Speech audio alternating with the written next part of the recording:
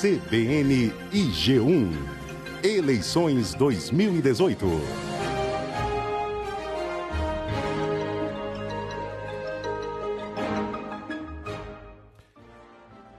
Olá, muito bom dia a você que acompanha mais uma entrevista da série com os presidenciáveis, promovida pela CBN e pelo G1, de acordo com o sorteio realizado na presença dos representantes dos partidos. Hoje, o nosso convidado é Henrique Meirelles, do MDB. Amanhã será a vez de Vera Lúcia, do PSTU.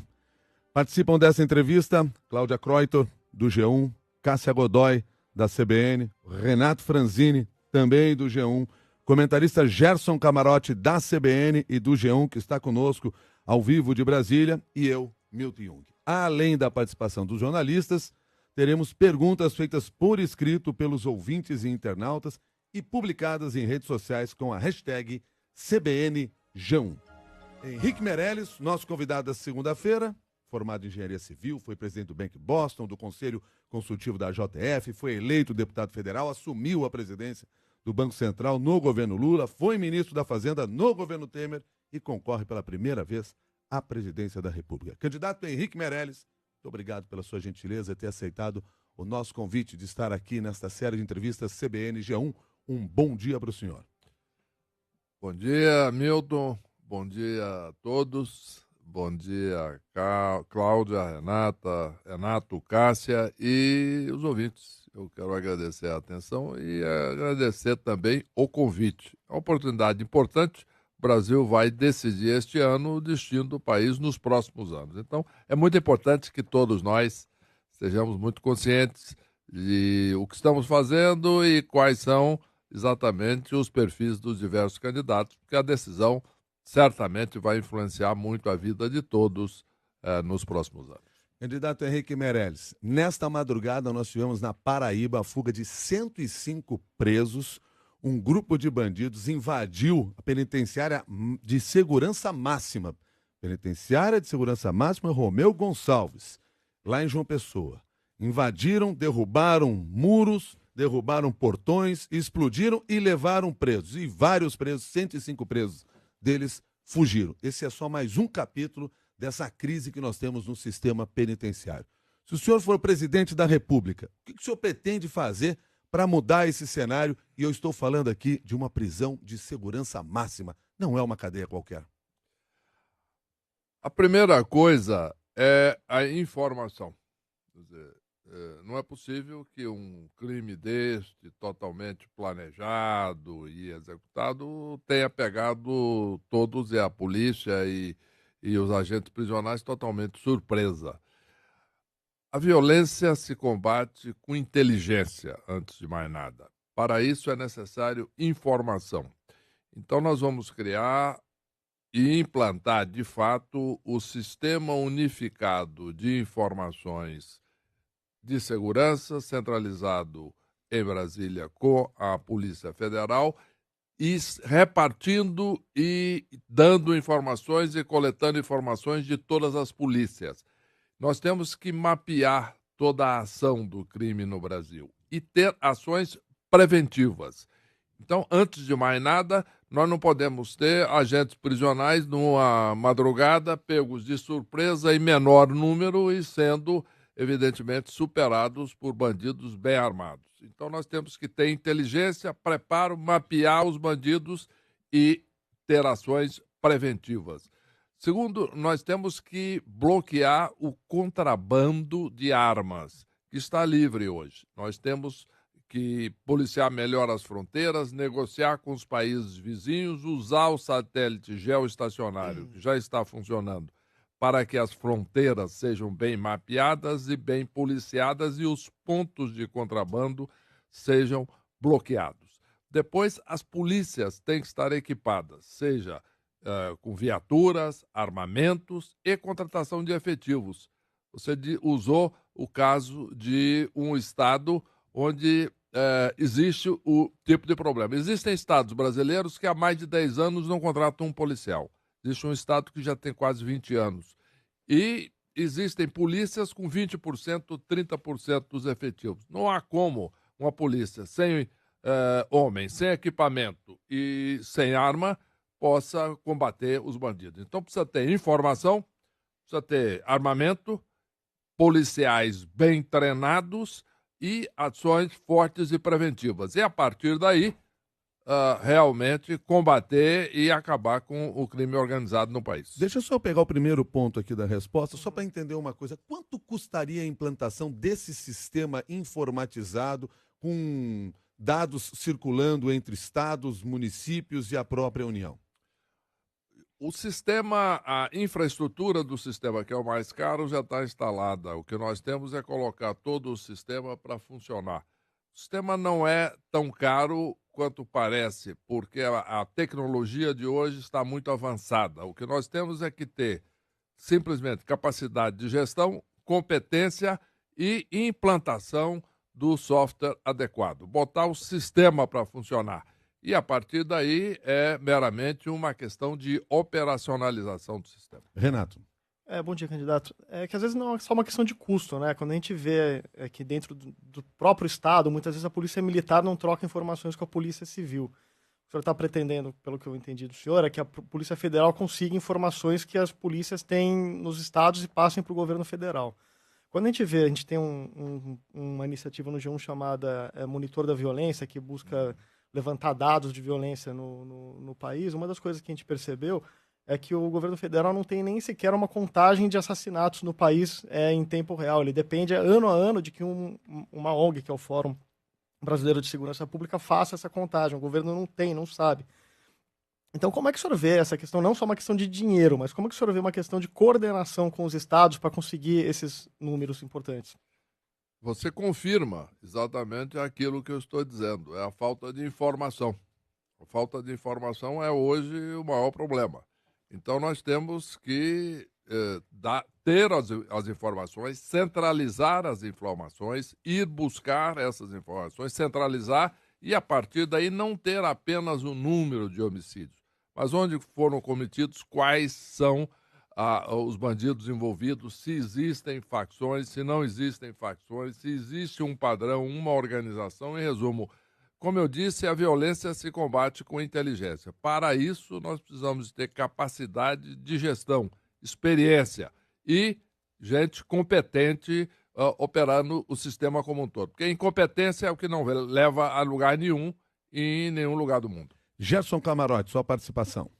Candidato, bom dia. Candidato, a gente vê a situação de presídio, além da questão da informação, como o senhor colocou, ou seja, de inteligência e de comunicação, você tem uma coisa mais grave. Hoje você tem uma situação, a gente está vendo essa questão no presídio da Paraíba, mas em outros presídios a situação é pior. Você está tendo massacre, ali é briga de facção criminosa, ou seja, é o Estado não conseguindo atuar dentro dos próprios presídios.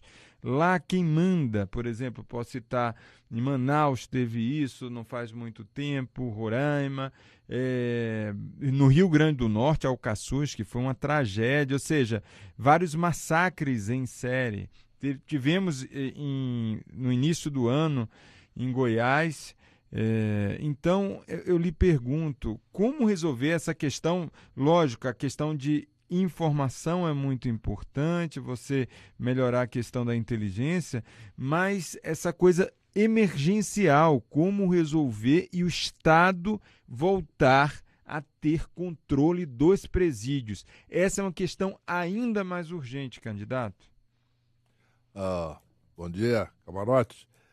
Obrigado pela pergunta, porque você também confirma o que eu estou dizendo. Em primeiro lugar, é necessário ter a informação de quais são os presídios dominados por que facções. Antes de mais nada, porque se não sabemos o que fazer, ficamos às cegas, correndo para baixo para cima, podemos ficar indignados, fazer discurso, etc., não vamos levar a lugar nenhum. Então nós precisamos saber, em primeiro lugar, quais são os presídios, são dominados por quem, quais são as facções, onde está. Então, aí o Estado tem que intervir e assumir o controle. Até que já se sabe, porque qualquer uma dessas ações, a imprensa imediatamente já noticia quem é a facção, quem é que comanda a facção. Exatamente. Daí a informação. Exatamente, mas aí nós temos que atacar a facção e separar exatamente os bandidos. Então é esse o ponto. Você sabe quais são os bandidos e onde estão. Uma coisa é dizer, não, a facção tal fez isso. Outra coisa é dizer, quais são os bandidos, onde estão exatamente, qual é o número e separar. Nós temos que isolar o comando. Temos que isolar, por exemplo, aqueles que são comandados, toda a tropa, de onde está o comando. E isolar cada um dos comandantes. O que nós não podemos deixar é um grupo lá dentro de uma prisão, dominando completamente, e estamos todos aqui fora discutindo o assunto. Não, tem que intervir lá dentro, tem que enfrentar o problema e, a partir daí, separar exatamente aquelas facções. Tem um outro problema, que nós vamos sempre cair nisso. Mas e recurso? E policial? Porque, no fundo, é isso. Para entrar lá dentro, nós precisamos de agentes prisionais, de fato, treinados, polícia treinada e equipada e, se for necessário, também construir mais presídios, sim. Para isso, o Brasil precisa ter crescimento econômico, precisa ter estados também que, entre outras coisas, disponham de recurso. Para isso, tem que ter um aumento da arrecadação para poder construir prisão, se necessário, comprar equipamento, treinar policial, comprar armamento, comprar viatura, treinar agentes prisionais, contratar mais agentes prisionais. O que não se pode é ficar todos clamando aqui apenas sobre o fato acontecido e sobre a nossa impotência. Não, nós temos que agir. Para isso, nós temos que ter condições, inclusive condições de ter agentes prisionais treinados, policiais treinados, prisões de número suficiente, quebrar toda a cadeia de comando, separando, bloquear a comunicação e atuar firmemente dentro do poder da polícia. Cláudia Kreuter. Candidato, ainda no tema segurança, a gente tem feito duas perguntas para todos os candidatos que a gente está entrevistando.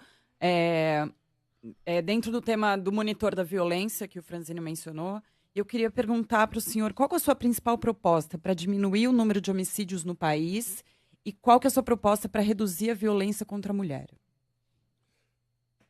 É um absurdo a situação de homicídios no país e também de feminicídios. Os dois casos são absolutamente inaceitáveis. No Brasil, nós temos 30 vezes mais assassinato proporcionalmente do que, por exemplo, em alguns países europeus. E, para isso, nós temos que atuar firme na segurança. Primeiro, tendo recursos suficientes para resolver os crimes. Você pega o caso da violência contra a mulher, por exemplo. O número de pessoas que foram, de fato, identificadas como assassinos e levados a julgamento é um percentual apenas daquilo que, de fato, dos crimes que ocorreram. Quase 40% do total de crimes contra a mulher não se sabe nem quem foi o autor. Bom, então você não vai perseguir nada, você não vai bloquear nada, você nem sabe quem matou. Então nós temos que, primeiro, ter polícias equipadas para apurar. Segundo, nós temos que, apurado, ter um sistema de julgamento mais rápido, se for necessário, inclusive, alterando a legislação penal e, de fato, condenando essas pessoas e impondo a presença da lei. E sistema de informação. Por exemplo, no caso da mulher, existe o botão de pânico. Todos falam assim. Por exemplo, numa discussão que eu participei um dia desse, falaram, não, mas já tem botão de pânico em São Paulo. Depois nós vamos falar exatamente do funcionamento do botão de pânico. Já tem botão de pânico. Aí começamos... Falei, peraí, mas onde é que está? Alguém já viu o botão de pânico? Cadê o botão de pânico? Algum de vocês já viu o botão de pânico? Não, aí depois de muita discussão, não é que tem. É assim, já está anunciado, já foi comprado algum equipamento, mas não está funcionando. Bom, então nós não temos o botão de pânico, nem em São Paulo. O que é o botão de pânico? Não, é exatamente o próximo ponto que eu disse que iria fazer, que é o seguinte. Uma mulher se sente ameaçada, por exemplo. Aí é um caso específico de violência contra a mulher. E a maior parte das violências contra a mulher é de homem conhecido, do parceiro, do ex-parceiro, e etc., ou do vizinho. Não é de desconhecido. Existe também caso de desconhecido, mas a maior parte da violência é feita por pessoas conhecidas. E segundo, em muitos casos ela já foi e já denunciou, inclusive, já reclamou. Então, ela pode, sim, ter um botão de pânico, se ela pede, e aí, no momento em que ela se sente ameaçada, aciona o botão de pânico, a polícia tem que agir rapidamente e chegar no local e prevenir o problema.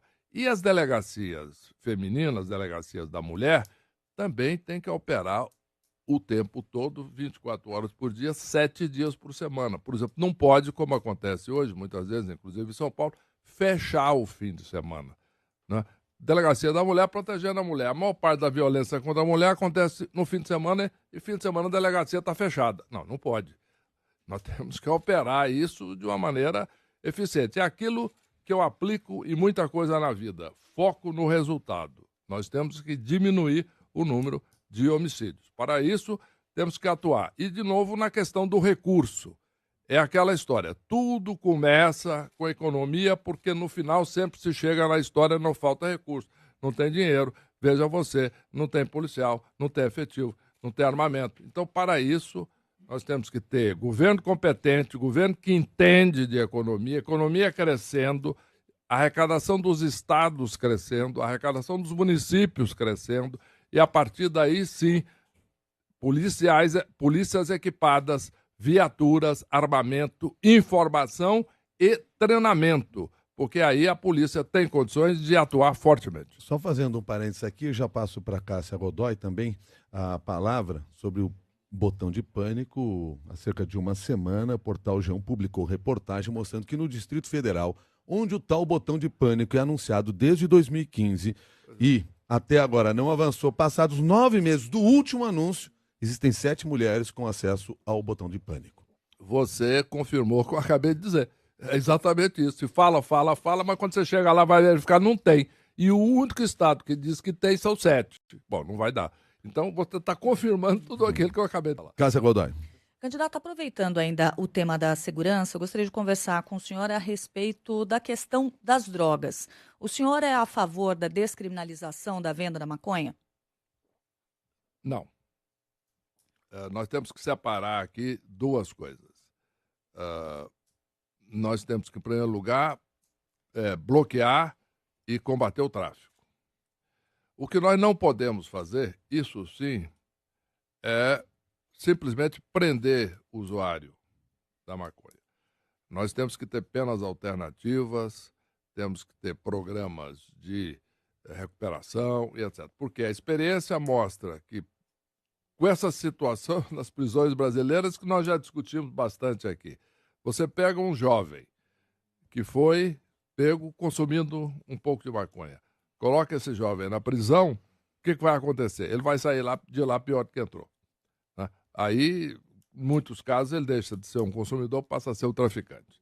Então, nós temos que evitar isso. Mas não pode, tem que combater o tráfico, tem que combater a oferta de droga, principalmente as drogas mais pesadas. E, a partir daí, sim, nós vamos fazer programas de recuperação, programas de treinamento, programas de prevenção, usando toda a estrutura, inclusive das organizações civis para isso e toda a experiência internacional que existe a esse respeito. Mas isso é o melhor que pode se extrair da experiência internacional. Candidato, o senhor mencionou agora há pouco que tudo acaba voltando para a economia. Eu acho que, acompanhando um pouco a campanha do senhor, a gente percebe que realmente todos os assuntos o senhor tenta puxar para a parte que o senhor tem mais familiaridade, que é a área do senhor. No seu programa de governo, o senhor fala que o senhor pretende fazer com que o Brasil volte a crescer 4% ao ano. Mas quando a gente vê a previsão de crescimento desse ano e do próximo, está muito longe disso, né? Muito longe. Em que prazo e como que o senhor pretende atingir o resultado? Duas coisas.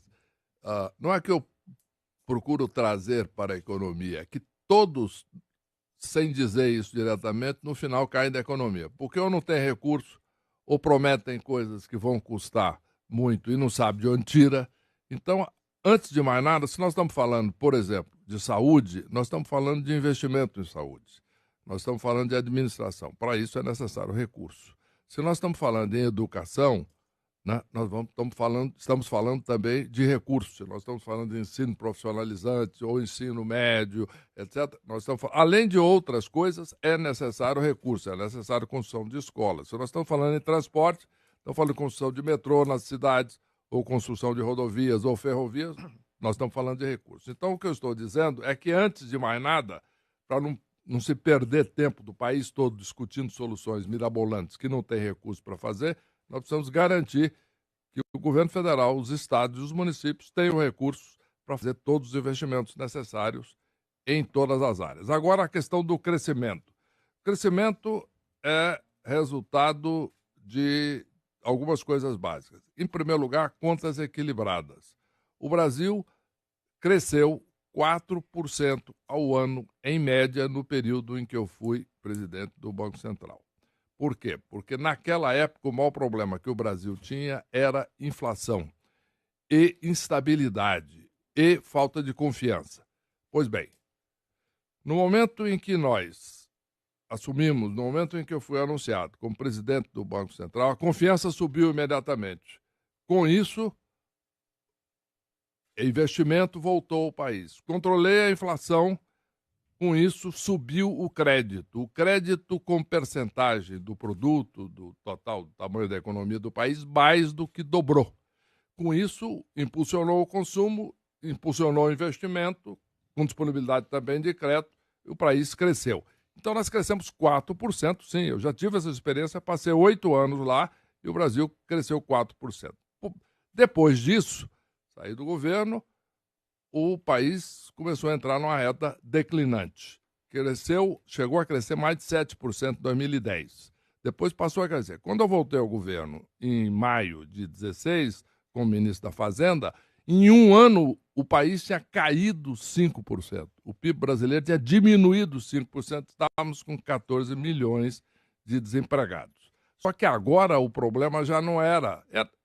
o maior problema não era mais a inflação, como tinha sido naquela época, ou o problema de falta de recurso externo. O problema agora principal era déficit público, insegurança, falta de confiança. O que aconteceu em função disso tudo? Nós tomamos medidas duras e a confiança começou a subir no dia em que eu assumi o Ministério da Fazenda. E a partir daí nós tiramos o Brasil da maior recessão da história. Muito falta a ser feito ainda. Para isso, eu estou me candidatando a presidente da República, exatamente para fazer com que nós possamos repetir exatamente aquilo que eu já fiz, só que agora com muito maiores condições, com muito maior horizonte. Porque agora, por exemplo, retiramos o Brasil da maior recessão da história, mas ainda falta muito para fazer. Foi criado emprego em 2017? Foi, mas é pouco, considerando-se que mesmo 2 milhões de empregos foram criados, para 14 milhões de desempregados é pouca coisa. Então nós temos que criar mais empregos e aí sim eu vou criar 10 milhões de empregos em 4 anos. Acho que a questão um pouco que é como voltar ao ritmo de 4% e também a questão que o senhor mencionou, duas questões que o senhor mencionou. Uma questão que é de controle de gastos, que no ano que vem a gente tem um orçamento super justo para poder manejar, né? E a questão da confiança, que eu não sei se isso ainda faz alguma diferença, ainda mais quando a gente leva em conta a condição na Argentina, que o Macri se vendeu muito como alguém que ia restaurar a confiança e com isso restaurar automaticamente o crescimento. A gente viu que tem muitas variáveis além de confiança para voltar ao crescimento. A confiança tem que ser baseada em fatos, né? O meu histórico mostra que a confiança que foi depositada em mim no passado, ela foi muito bem correspondida e aumentou o nível de confiança. Por exemplo, o dia que eu assumi o Ministério da Fazenda, começou a crescer a confiança. Ela não cresceu um pouquinho e voltou atrás, não. Ela cresceu durante todo o período que eu estava lá. Todo o período, sem parar. Por quê? Porque foram tomadas as medidas para tirar o Brasil do fundo do poço. E tiramos o Brasil do fundo do poço. Então, quais são as condições exatamente para isso? Em primeiro lugar, o aumento da confiança com credibilidade. Com credibilidade, quem já fez sabe fazer. Segunda coisa, candidato ficha limpa. Eu sou um candidato que não tenho nenhum processo e nunca tive uma denúncia por corrupção. Trabalhei 33 anos em empresas e trabalhei 10 anos no serviço público. Não tenho nenhuma denúncia por corrupção, não tenho hoje nenhum processo. Prosseguindo, no momento em que apresentamos as propostas de reformas fundamentais, teto de gasto, que é fundamental, cortar na própria carne, e propostas de reformas muito importantes, como, por exemplo, a reforma da Previdência, a reforma tributária, todas essas reformas que nós apresentamos, e algumas delas já feitas, o que acontece? Isto leva a economia a crescer. E a história mostra, portanto, que com confiança de quem sabe o que faz, com contas equilibradas e com inflação controlada e também com aumento da produtividade na economia. E o que é aumento da produtividade? É a capacidade de cada um produzir mais e melhor trabalhando o mesmo número de horas. Isso é possível. Eu tenho 15 projetos apresentados no Congresso Nacional visando aumentar a produtividade do país. Tudo segundo estudos com o Banco Mundial, feitos em conjunto, um trabalho intenso, técnico, longo e que é, sim, possível fazer o Brasil crescer mais. Nós não estamos condenados à mediocridade, não. Nós vamos crescer. O senhor falou agora há pouco, usou 2 números aqui quando falou de empregos. O primeiro deles, o senhor disse que criou 2 milhões de empregos em um ano, agora nessa última passagem pelo governo Temer. O senhor inclui aí, conta empregos sem carteira assinada também, para chegar a esse número, é isso, né? Quer dizer, muito emprego ali que não se tem nenhuma legalidade, né? Na informalidade. Mas também falou em criar 10 milhões de empregos em 4 anos. Na primeira passagem sua no governo Lula, 10 milhões e meio de empregos criados em 8 anos. Isso seria acelerar a economia brasileira de uma maneira inimaginável. Essa meta de 10 milhões de empregos em 4 anos não é uma meta meio fora da realidade, dentro do que nós temos, no cenário que nós temos, levando em consideração a necessidade de uma retomada ainda da economia? Não, absolutamente não. É totalmente realista. No final de 2016, começo de 2017, nós tínhamos apenas, já que estamos falando em número, né, tem que embasar, tem que dar substância. Nós tínhamos 89,5 milhões de pessoas trabalhando no Brasil. No final de 2017, nós tínhamos 91,5 milhões de brasileiros trabalhando no Brasil. Então, aumentaram, sim, 2 milhões de empregos. E, portanto, é possível fazer e nós vamos fazer. Pode crescer ainda um pouco mais? Pode, com os aumentos de produtividade que eu já descrevi. Todos os processos, os projetos que estão no Banco Central mudando o processo. Só para te dar uma ideia. Hoje, uma empresa, para pagar imposto no Brasil, só de papel, burocracia e etc., gasta quase 2.000 horas por ano. Quando eu entrei, gastava 2.600 horas por ano. A nossa meta, e é possível, é estudo concreto feito pelo Banco Mundial, nós podemos levar isso para 200 horas. Portanto, a empresa vai economizar 2.400 horas de trabalho que podem ser usadas para produzir. Muito bem, isso é um pequeno exemplo, né? Mas existem dezenas, centenas, milhares de exemplos, e que estão todos detalhados e mapeados nos projetos que fizemos. Então, o que vai acontecer com isso? Nós, sim, podemos criar mais do que os 2 milhões de empregos por ano. Por quê? Maior produtividade, maior efetividade, maior eficiência. Com isso, nós podemos, sim, criar os 10 milhões de empregos. Em 2003, de 2003 a 2011, como você mencionou, sim, foram criados 10 milhões de empregos em 8 anos. Mas naquela época eu era presidente do Banco Central. O que nós fizemos? Controlamos a inflação, controlamos aí todo o fluxo de recursos, trouxemos confiança para o Brasil, melhorou muito. Foi uma época em que os brasileiros se lembram que o país melhorou muito naquela época. Só que é importante dizer que agora, como presidente da República, esse mesmo tipo de eficiência, de eficácia que naquela época eu apliquei e implantei no Banco Central, no controle da inflação, o Brasil estava quebrado, alguns se lembram disso, tá? Nós estávamos lutando para fechar as contas todo dia do câmbio, das contas externas, para pagar os empréstimos. Depois, quando eu saí, tinha quase 300 bilhões de dólares de reservas internacionais, significa que o país estava forte, e agora nós teremos, sim, todas as condições de fazer isso. No Banco Central, no Ministério da Fazenda, no Ministério da Saúde, no Ministério da Segurança, em resumo, o país vai, sim, ter condições agora de atingir o padrão de vida que todos os brasileiros querem. Cássia. Candidato, nós estamos recebendo muitas perguntas de ouvintes CBN, leitores G1, uma delas do nosso ouvinte leitor Marques, que pergunta o seguinte: ele ainda não ouviu nenhum candidato falar sobre corrigir a tabela do imposto de renda e pergunta se o senhor vai fazer isso em uma eventual gestão. A resposta objetiva é sim. Mas eu já sei qual pode ser a próxima pergunta, eu já vou responder a próxima pergunta também e também o que é necessário para isso. Né?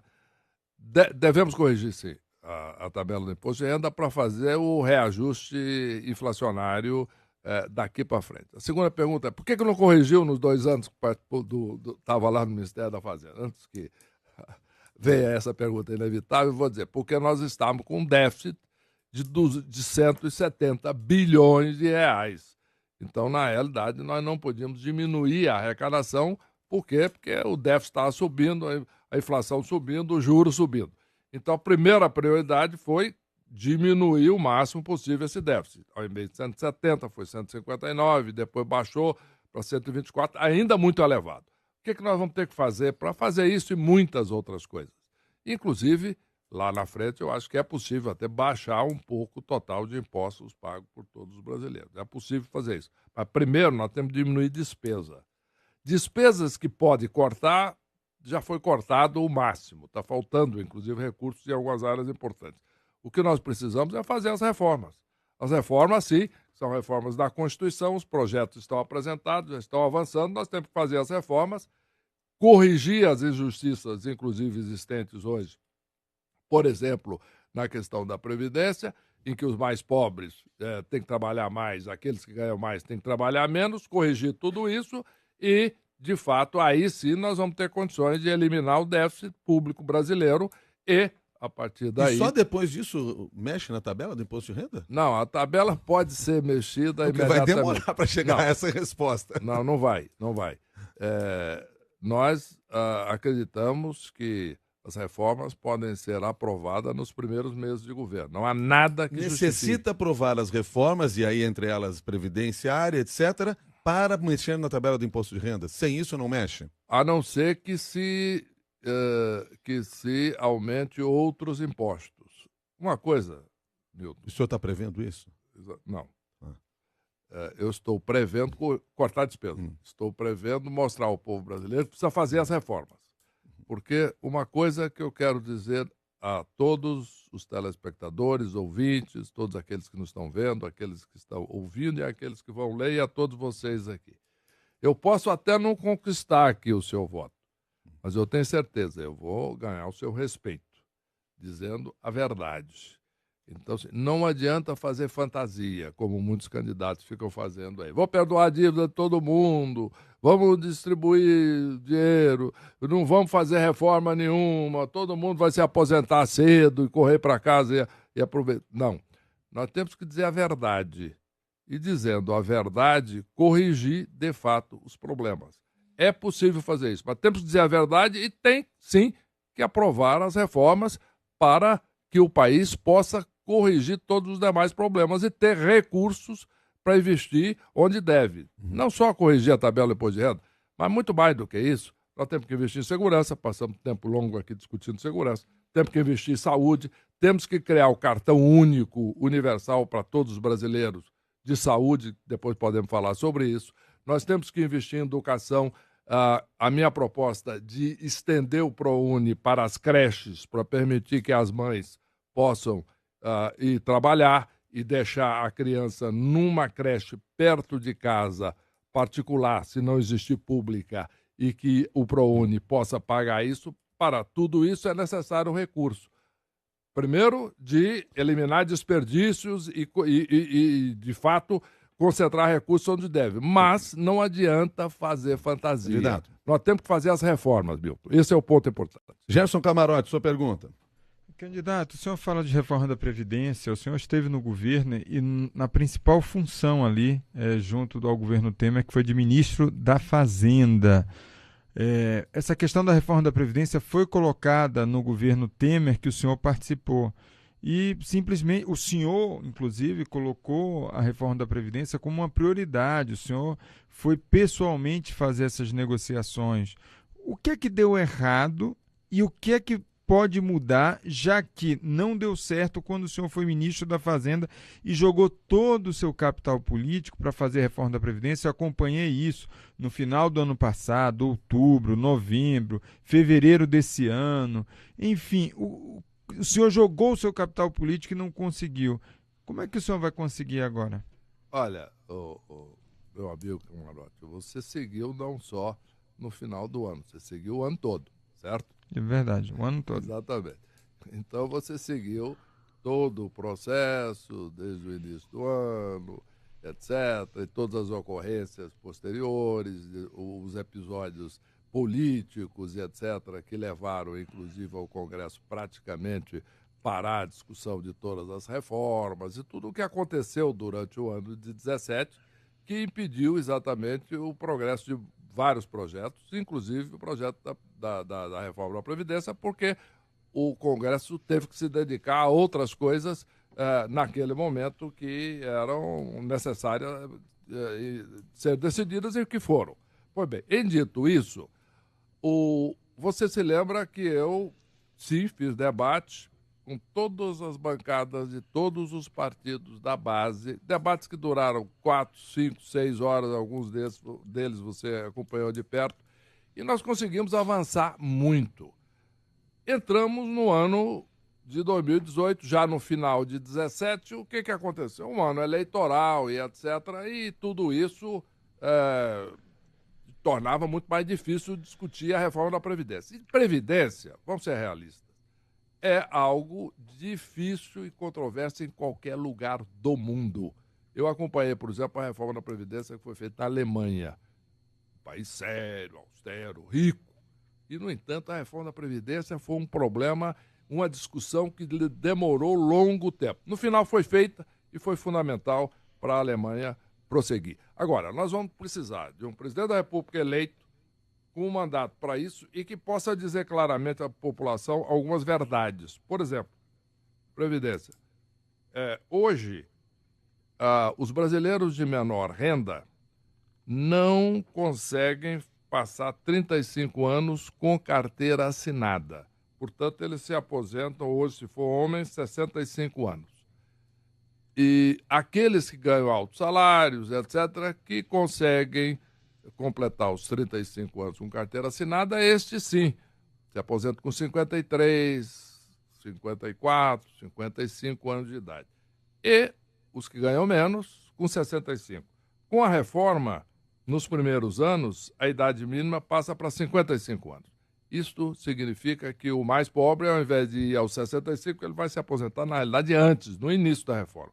Em 20 anos, então, iguala-se, vão todos a 65. Mas aí com um aumento da expectativa de vida, etc, etc, etc.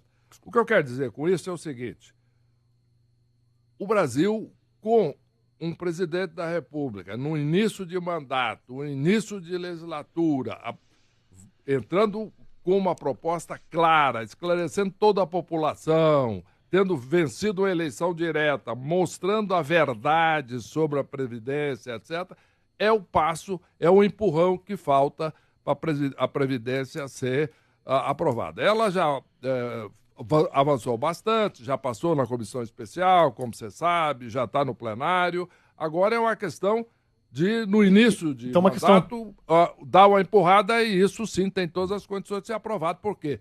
Porque é a justiça, além da questão fiscal, existe um problema de justiça social. É uma questão prática, o senhor vai manter exatamente a proposta que está lá. O senhor não vai alterar a proposta. A proposta que eu apresentei é uma proposta que vamos chamar a proposta ideal. Esta proposta que está lá foi um acordo que é um acordo viável e positivo. Isto é, a proposta que está lá, ela resolve o problema, sim, fiscal do Brasil e corrige essas injustiças básicas. Isto aí é o mínimo absoluto. Quer dizer, eu já disse naquela época que era o mínimo e reafirmo que esse é o mínimo. Havendo possibilidade de melhorar ainda mais, certamente vamos fazer. Tá. Desculpa só me dar uma questão política, né? O senhor é recém-filiado ao MDB, e quando a gente pega o histórico do MDB, a gente sabe que o MDB, como candidato próprio à presidência, tentou 2 vezes, não conseguiu, né? Lá em 89 e 94. Agora está no poder com o Temer, assumiu depois do impeachment da Dilma, né? E a questão é que o senhor era de outro partido, defendeu o Lula e tudo mais. A questão é, por que o senhor resolveu defender agora esse grupo político? Não. Lembrando que o Temer tem o governo mais impopular da história, né? duas questões. Eu não estou defendendo nenhum grupo político. Eu estou falando aqui há 42 minutos, não fiquei defendendo aqui que eu saiba nenhum grupo político. Mas o senhor não é filiado ao MDB? O senhor não defende Eu sou candidato, sim, do MDB. É um partido forte, é um partido da redemocratização, símbolo da redemocratização brasileira, presente em todo o país, que eu acho uma vantagem extraordinária do MDB. É um partido que muitos dizem é um partido muito difícil porque cada estado é independente, etc. Eu acho isso positivo. Exatamente, é um partido que não tem dono. Não é um grupo político que domina o partido. É exatamente o contrário. É isso que eu estou dizendo. É um partido, se você for ao Rio Grande do Sul, é um partido, se você for a Goiás, é outro partido, aqui em São Paulo é outro partido, nós vamos lá no Pará, é outro partido, mas todos parte do MDB. Outro partido no sentido que é independente, é um partido regional, forte, presente em milhares de cidades brasileiras, é um partido que tem uma história muito forte. E isto dá muita força ao partido e dá muita representatividade. Então, eu já viajei quase o Brasil todo, já passei por mais de 18 estados, vou continuar viajando e, com isso, eu tenho um apoio muito grande. Por exemplo, na convenção do MDB, nós tivemos mais de 85% dos votos. Foi inédito. Foi a maior vitória das últimas convenções de muitos anos do MDB. Isso pode ser, mas um sinal de força do partido. Agora, a gente vê alguns estados, candidatos que não estão necessariamente apoiando o senhor, principalmente no Nordeste. É exato. Não, é o seguinte, aí alguém, de vez em quando tem essa notícia, eu tenho que fazer um certo esforço para levar ela a sério. Porque é sempre Mas não é sério que, por exemplo, Renan Filho, em Alagoas, não lhe apoia? Que Rosiana Sarney, em Maranhão? Que na Paraíba o senhor tem problema também no palanque? Isso não é sério? Não. Eu vou te explicar o porquê. Porque, como já dizia o Nelson Rodrigues, toda unanimidade é burra. Não é? Então, nós temos um partido diversificado, um partido que está presente no Brasil inteiro e onde eu tenho o apoio e tive os votos da convenção de 85%, que é a maior vitória em décadas do MDB. Agora, 85% não é 100%, não é unanimidade. Então, é saudável que em algumas áreas, e você mencionou alguns estados que eleitoralmente é um número menor de eleitores e que tem outra posição. Acho legítimo e é bom até para traçar diferenças, e traçar diferenças de biografia, inclusive.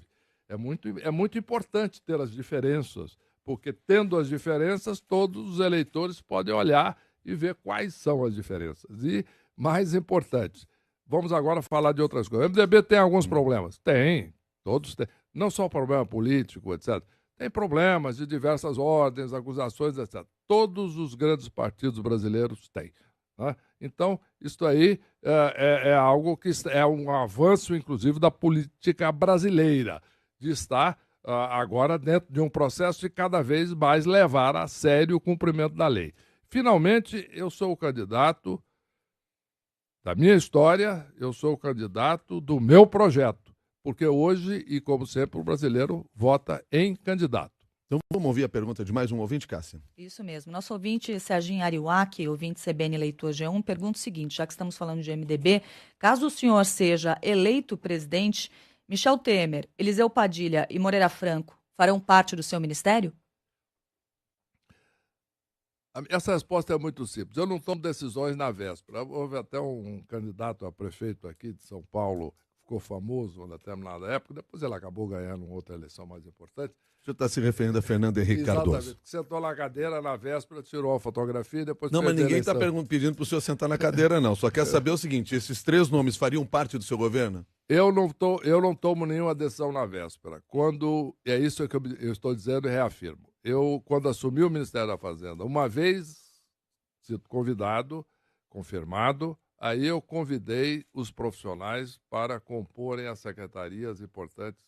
Mas o senhor já não tem alguns nomes na cabeça para fazer parte de algum eventual? Não tem? Não tinha. Quando eu assumi a presidência do Banco Central, eu construí uma diretoria que ganhou o respeito de todas aquelas pessoas que conheciam o Banco Central imediatamente no Brasil e no mundo. Quando eu assumi o Ministério da Fazenda, nomeei uma equipe que foi conhecida pela imprensa, foi chamada de equipe dos sonhos, era o Dream Team, né? Lembrando aquela grande equipe de basquete americana. E eu fiz isso também quando eu estava trabalhando em empresas. Então eu tenho uma história, eu sou conhecido como alguém que escolhe times de excelência. E não faço acordos antes da hora, etc. Não. Para continuar, toda a minha história, portanto, é time de excelência, os melhores profissionais mais adequados e no momento em que eu for eleito presidente da República, for definida a eleição, o Tribunal Superior Eleitoral proclamar o resultado, a partir daí, sim, eu vou começar a formar o ministério. E Mas aí, o senhor considera esses nomes que o nosso leitor eu considero ouvinte... o nome de todos os brasileiros, todos os 200 milhões, inclusive o seu, quem sabe? Não Você temos pode... esse interesse ainda. Não, você está falando em nome dela, você não pode. E além do mais, você usou a palavra ainda. Daqui até a eleição, você pode mudar de ideia. Então, o que eu quero dizer é o seguinte, com isso, eu vou considerar todos. Agora, pode ter certeza, nós vamos ter aquilo que vai ser chamado do Ministério dos Sonhos do Brasileiro. Gerson Camarote, que também não quer ser ministro. Sua pergunta, Gerson. Olha, Gerson. Candidato. Aí, Candidato, o senhor hoje tem uma dificuldade real, que se chama Michel Temer. A gente já falou aqui, o presidente com a pior avaliação de desaprovação recorde, antes nunca vista no país. Como é que fica? Isso está influenciando sua campanha? Sua campanha não consegue decolar por causa desse peso que se chama Michel Temer. Como é que o senhor vai conseguir, durante a campanha, se desvencilhar do Temer para tentar ainda fazer algum novo movimento? Ou o senhor acha que não dá para fazer isso? A gente já viu que aqueles candidatos que tentaram ficar longe ou criticar o Temer foi nas redes sociais para cobrar coerência. Olha, Zé, em primeiro lugar, toda a análise que eu tenho, todas as pesquisas que eu tenho, inclusive qualitativas, mostram que a grande razão de que no início do processo a minha intenção de votos começou muito baixa, na realidade é o alto desconhecimento do meu nome. Eu nunca fui candidato a presidente da República e, portanto, nunca participei de campanha. Então, o número de pessoas no Brasil que de fato conhecem a minha carreira, sabem o que eu fiz quando presidente do Banco Central, o que aconteceu na vida dele ou dela como resultado daquilo, e depois no Ministério da Fazenda tirar o Brasil da maior recessão da história, o fato de ter trabalhado na época, na gestão do Lula, depois na gestão do Temer, de ter chegado a presidente de uma grande organização internacional nos Estados Unidos, antes de decidir voltar ao Brasil para ajudar o país, tudo isso mostra que eu sou um candidato em que eu não acredito que o Brasil se divide entre aquele que gosta do Lula e aquele que não gosta do Lula, aquele que gosta do Temer e o que não gosta do Temer, aquele que gosta do FHC e não gosta do FHC. Eu acredito que o Brasil se divide entre aqueles que trabalham pelo país quando o país precisa e aqueles que não trabalham pelo país quando o país precisa. E, eu trabalhei pelo país independentemente de questões partidárias. Quando o Lula me chamou, e eu tinha acabado, inclusive, de participar de uma campanha proporcional, não majoritária, que eu nunca fui candidato a presidente nem a governador. Foi quando o senhor foi eleito deputado federal. Quando eu me candidatei, tive a maior votação da história, depois de voltar do exterior e deixar uma carreira onde eu tinha atingido o topo, o primeiro e único brasileiro que chegou naquela posição numa grande organização financeira internacional. Grande organização, o senhor está falando, é o Bank Boston, um banco. Banco de Boston, exatamente. Que é uma grande organização financeira internacional. Voltei ao Brasil, eu me candidatei a deputado federal e não tive dúvida em renunciar ao mandato, assumir o Banco Central com um compromisso de independência, convidado pelo Lula, que eu tinha não só votado contra ele, quanto feito campanha contra ele. Mas por que foi? Porque eu não divido entre quem gosta do Lula e quem não gosta do Lula. Eu não trabalho para partidos. Eu trabalho para o Brasil. E lá conseguimos criar os 10 milhões de empregos, construímos as reservas que deixaram o Brasil mais forte e o Brasil chegou ao final, em 2010, crescendo 7% ao ano. Depois entrou na crise que a Dilma colocou o país e depois eu voltei ao governo para tirar o país desse buraco. Agora, o que mostra, portanto, a minha história é que quando o Brasil me chama, eu estou pronto para ajudar. E é isso que nós vamos falar agora. Inclusive, atender ao chamado de todos vocês. Basta, Milton, você me dizer. Chama o Meirelles e nós podemos ajudar. Cláudia. Candidato, falando um pouco da sua carreira, o senhor mencionou o Banco de Boston.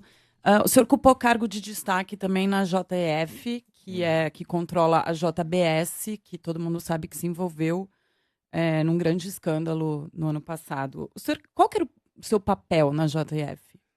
O meu papel era especificamente orientar a criação da plataforma digital de um banco, que foi feito com grande sucesso. No mesmo período, a minha função principal era ser presidente de uma organização internacional de alto prestígio e de reputação absolutamente inquestionável, que é o Lazar Américas. Eu fui presidente do conselho nesse período. Na mesma época, eu fui também do conselho do Lloyd's of London, que é uma instituição bicentenária, onde é uma grande organizadora e operadora, é a Bolsa de Seguros Internacional sediada em Londres. Instituição altamente respeitada, inquestionável, onde eu fui membro do conselho. Fui também, tive uma posição de orientador do trabalho da KKR, que é uma das maiores empresas de investimento do mundo, sediada em Nova York, de alta respeitabilidade. Fui do conselho da Azul Transportes Aéreos. E mais importante, sou um candidato ficha limpa, não tenho nenhum processo, nunca tive uma denúncia por corrupção. O senhor nunca soube de nada, desconfiou de nada do que se passava na JBS? Não, porque o meu trabalho era técnico e eu não participava de outras questões que não fosse a orientação lá da construção da plataforma digital do Banco Original. E, note bem, 50 ou coisa que valha, um número enorme de delações, etc., você nunca viu uma menção do meu nome.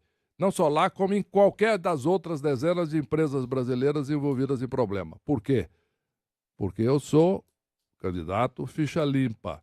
Não tem denúncia de corrupção, nunca houve e não tenho nenhum processo.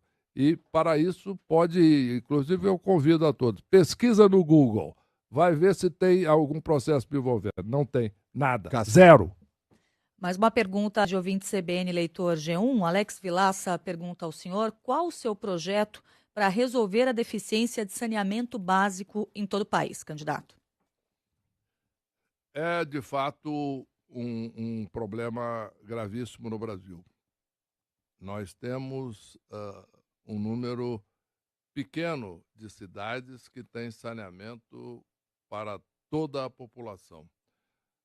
Apenas 20 cidades brasileiras, aproximadamente, têm, entre as 100 maiores, tratamento de esgoto 100% para toda a população ou próximo disso. Um número grande de cidades sequer tem tratamento de esgoto. E isto é um grande foco propagador de doenças. E por que o saneamento básico é tão deficiente no Brasil? Por quê? Porque é uma obra importantíssima, vital, mas feita debaixo da terra, né? Portanto, não aparece. Não é uma obra como você passa aqui perto, aqui na Avenida Roberto Marinho, você vê aí todos aqueles viadutos, etc., do monotrilho, que, aliás, não funcionou e ninguém sabe de onde sai, para onde vai, nem vai chegar lá. Mas em relação ao saneamento, o senhor tem metas? O saneamento, sim. Nós vamos ter um objetivo de dar o saneamento, construir tratamento de água em 100% de todas as grandes cidades brasileiras, das 100 maiores cidades brasileiras e demais cidades importantes, e que aí é um projeto que vai mais do que 4 anos. Via BNDES? Oi? Via BNDES? Não só o BNDES, mas também com o aumento da arrecadação de estados, de municípios. E não adianta dizer o seguinte, porque está desviando o assunto para a economia. Não é isso, não. é porque Estado quebrado, município quebrado e governo federal quebrado não resolve o problema de saneamento de ninguém. Não é só saneamento, não. Saúde, educação, segurança. Então nós temos que ter o Brasil crescendo, os municípios com mais recursos. Eu ia falar que, na verdade, que cidade também. a aplicação do saneamento em geral é feita por uma cidade ou por um estado. É o que eu estou dizendo. E a questão é que muitas vezes o dinheiro chega, mas não é aplicado. Não. É esse o ponto que eu estou dizendo. Em primeiro lugar, o mais grave é o seguinte: os municípios brasileiros estão quebrados. Vamos falar a verdade aqui. Por quê? Porque nós tivemos a maior recessão da história. Tá? Então, a primeira coisa é recuperar o Brasil e os municípios arrecadarem mais. Segundo, os estados. Os estados, com dificuldade, também tem que aumentar a arrecadação. Aumentar a arrecadação, terão recursos, sim, para investir. Aí é uma questão de orientação e de convênios e cobrança também do governo federal. Porque não adianta nós pensarmos que o governo federal resolve tudo. Você acabou de dizer, não é. O saneamento básico, ele é fundamentalmente feito pelo estado e pelo município. E vai fazer, porque a arrecadação vai aumentar e nós vamos cobrar. E vamos, nos convênios, direcionar, inclusive no BNDES também, direcionar todos os financiamentos a iniciar a obra, fazer e completar a obra. Se não completar, não vai ter o financiamento nem o recurso. De acordo com o Plano Nacional de Saneamento Básico, e isso foi motivo, inclusive, de série de entrevistas realizadas aqui pela CBN, para que se consiga oferecer esse serviço a toda a população até 2033, e essa seria a meta, seriam necessários 500 bilhões de reais. Com o teto de gastos, na forma como está hoje, de onde vai se tirar esse dinheiro para alcançar esta meta que foi proposta pelo próprio país em 2013? Primeiro, nós temos que voltar ao que acabamos de dizer. O saneamento básico, ele é um trabalho feito fundamentalmente por municípios, pelos estados. Não há teto de gastos para municípios e para estados. A primeira coisa precisa ser esclarecida e deixado isso aqui com toda a clareza. E esse crescimento econômico, que é produto, inclusive, do controle das despesas da União, ele é que vai permitir que o país cresça, a arrecadação cresça, estados e municípios possam ter a sua arrecadação crescendo e investir em saneamento. Segundo ponto muito importante, agora voltando ao governo federal. Com a reforma e as reformas básicas, sim, nós vamos ter disponibilidade de recursos para apresentar e aplicar outras obras fundamentais. E é esse o problema hoje. Por exemplo, a despesa de aposentadoria em 2016 foi 51% do orçamento. Em 2017, 57% do orçamento, vai chegar a 80%. Então, este é o problema. Nós temos que diminuir essas despesas que não são absolutamente vitais para gerar recursos também e espaço no orçamento federal para aplicação em obras básicas como saneamento, por exemplo. Mas não só isso. Não vamos nos esquecer e desviar o assunto. Os estados são responsáveis por grande parte do saneamento. Haja vista aqui em São Paulo, por exemplo, Sabesp, etc. Então, nós temos que ter o crescimento da arrecadação do Estado para que o Estado possa investir, competência também, e também investimento de capital privado, que com credibilidade existe. Vou ter muitas companhias de saneamento, inclusive, que têm capital na Bolsa. No Rio de Janeiro, por exemplo, a SEDAI, inclusive, foi privatizada. E isto é possível ser feito. Existe, sim, interesse grande de capitais no mundo inteiro de investidores investir no Brasil. Eu conheço os investidores do mundo todo, tenho grande credibilidade lá e eu tenho certeza que nós vamos ter uma grande entrada de recursos no Brasil. Candidato Henrique Meirelles, para fechar essa nossa conversa aqui, 10 perguntas num pinga-fogo. Eu pergunto, o senhor responde sim ou não e fica por isso mesmo. Fica por isso mesmo? Não, tem consequência. A minha opinião fica registrada. Bom, mas vamos lá. Vamos lá. Questão 1, é a favor da adoção de crianças por casais homossexuais? Sim. Está no direito na medida em que o direito de duas pessoas celebrarem o contrato está... Viu porque eu disse sim ou não e fica por isso sim, mesmo? Tá bom. Vai limitar a entrada de venezuelanos? Não. É a favor do imposto sobre grandes fortunas? Sim. É a favor da permissão do aborto em casos de estupro? Sim. É favorável ao voto obrigatório? Sim. É a favor do ensino religioso nas escolas? Nas escolas religiosas, não nas escolas laicas. É favorável à cobrança de mensalidade nas universidades públicas? Muito complexo definir. Então a resposta é não. É favorável à diminuição da maioridade penal para 16 anos? Não. É favorável à taxação de igrejas? Não. E só para fechar, defende a intervenção militar na segurança nos estados, como no Rio de Janeiro?